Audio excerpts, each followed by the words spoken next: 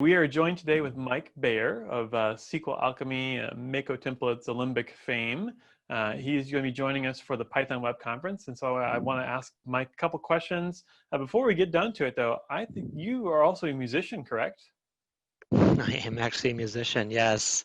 I wonder how you even know that, because I'm pretty low-key about it. Yeah, well, I've I seen was.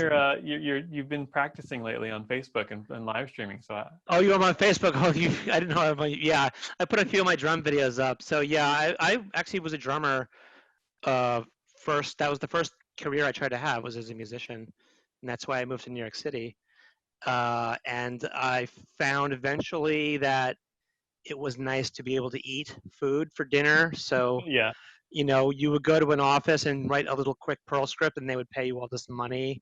And it it was was like, amazing. wow, this is much more lucrative. Yeah, it's just the computer thing just took me over. But yeah, I've always played drums, and now I live somewhere else now, out of the city, so I have my own practice space. So I'm pretty happy Yeah, that I've but gotten back into it. But I am not in bands right now. Yeah, I've always found an interesting alignment between musicians and coders and programmers. sure. There are so many people who those things just seem to line up in their heads and make them Yeah. into like amazing coders. Yeah, I see music, especially drumming, which is very logical. It's like a stream of facts, you're sticking patterns, and Yeah. there's a lot of it's obviously very different to play music, but there's similar Hmm. sensation as well as you do it. So yeah, there's the kind of mathematical thinking, you Yeah. putting things together that Well, fit in a certain way. coming up here in June, we've got the Python Web Conference coming up, and what are you looking forward to? Is this your first virtual conference that you'll be presenting at? I think this is the first virtual conference. Yeah, obviously, we all probably have experience just being at work and doing video conferences and talking about whatever, but this will be the first time that I'll have my slides, and I'm gonna resuscitate an old tutorial that I've done many times over the years, which is basically the beginner SQL Alchemy tutorial, but I'm gonna have to reboot it for modern day. And I don't typically, it's a 3 hour thing. I don't know how long the talk I'm doing here is. I'll adapt it to Yeah, whatever the it's time about is, three or hours. just Hmm. chit chat. Yeah. And it kind of has four major sections and kind of talks about the kind of four major levels of SQL Alchemy. I'm going to try to update it quite a lot, actually, as the way we use SQL Alchemy today is pretty different from how we used it back then.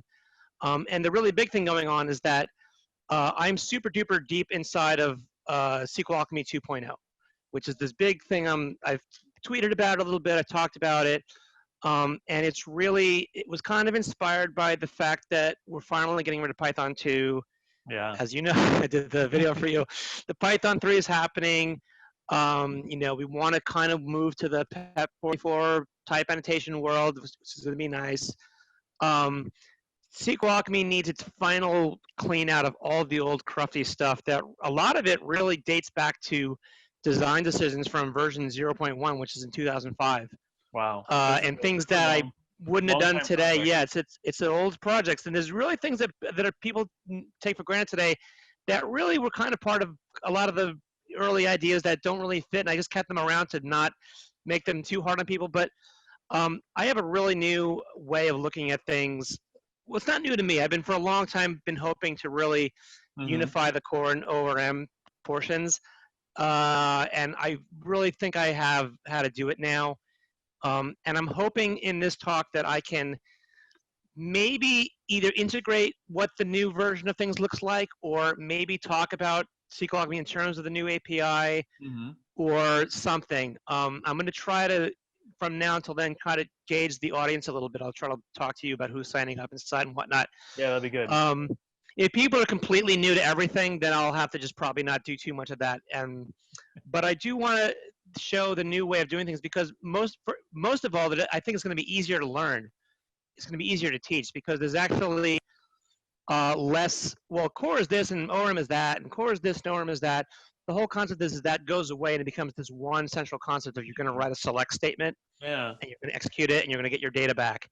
And it's going to look the same way for everything, and it's all going to be using a caching system that is not there now, that I think will be amazing.